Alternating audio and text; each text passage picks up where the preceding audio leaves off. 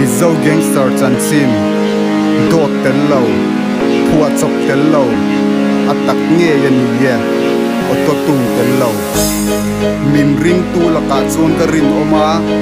min ring lo tu la ka chon ka rin om lo mi ten min ring dan na nge hin ko om thi nei dil tla kom ka ping ka vota kalum chuan in kaluma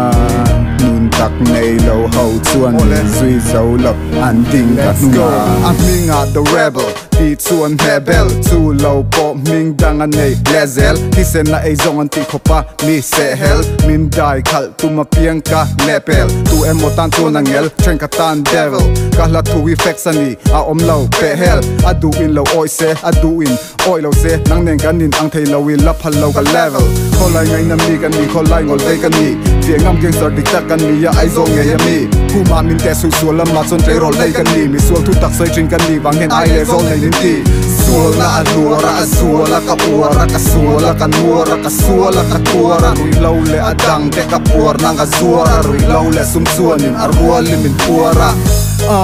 zep tu cheng lo tun ma chuan sum wangin ka rock trin ka ma ka sial ma se a eng lo tun thren kho ve ka chen ma se ka thok rim nun der kan nei ve ngai lo ba al ka au ve ngai lo ni ye mi sual tak kan ni ka in hana ero zion nei dil ka khom ko pin ka fota kalum chuan in kaluma nun tak nei lo ho chuan min sui zo lo an ding ka nunga ai zo la piang le le lunga sei lian a an pui pathian ma se lung le ya siam chu chu ka hret chianga chu wang chon an mianga lung zong a sak ber ka lung nei ya lian lung zong a sak ber thin lung nei ya hian holy bible chau lo thu thung kan nei ya piang ka thu thunga chung ka zia ka tum ka thei ka chiang ka lunga oi ve to kan ni ka sum kan nei ka siam sum ka lo dia en tin lam poisa po ke ko nung ki te ya ka ak thin ma se ka thok so ka lax lyrics vel tin do lo zekin do ka record de ngai lawa a ti te ya tang ka la thu zong zong hi facts tu ma chung ka rock thin tu na chung ka thok rim ka thil nei hi ka ru ka pu ani lawa depths music hi ka manga ya ka hring nu na a chi a tra ka ton te tu zep tu om lo zekin ka cho a rap OG a drunk kan triple OG ka level la san zela wangin ke ma chau po mi pui hood star kan ni angin khoi huta po ka tra min lo kap lung po ni la ke chu shooting star kan ni zui don der kan nei ve ngai lo ba al ka au ve ngai lo ni ye mi sual tak kan ni ka in hana ero zion nei dil ka khom ko pin ka vota kalum chuan in kaluma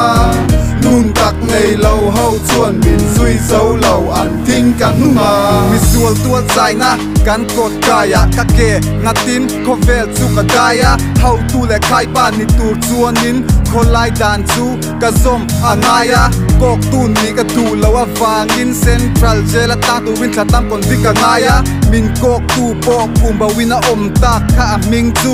pia le daya that sia ka dem gold digger la ka ten do je wanga mi ko sing chu ka da nung dam halawa sum dong po ni se thorim ma lo tin song ka sa tung ka pangadam chuan in angai ka tho thok chuak tur chuan angai ka tor poisa ka nei lawa to pa ka thi ka phel a thu buai ka or mit mei veng renga nun man ai chung ka thin lung du zong ka ti mai thin in bum na in suwa ma in sual na in hun kha le chen min tua ma kan tual chai na hun na nun der kan nei ve ngai lo ba al ka au ve ngai long ni ye mi sual tak kan ni ka in hana ero zion nei dil ka khom ko pin ka vota kalum chuan in kaluma nun tak nei lo ho chuan min sui zo lo an ting ka nunga nun der kan nei ve ngai lo ba al ka au ve ngai long ni ye mi sual tak kan ni ka in hana ero zion nei dil ka khom ko pin ka vota kalum chuan in kaluma nun tak nei lo ho chuan min sui zo lo an ting ka nunga ka hu ta kan lo lo ma che board game Aizol Upper Republic it's the dong bitch here Katla aka 1LA triple three click triple OG I'm there aka Infinite Junior thek thum na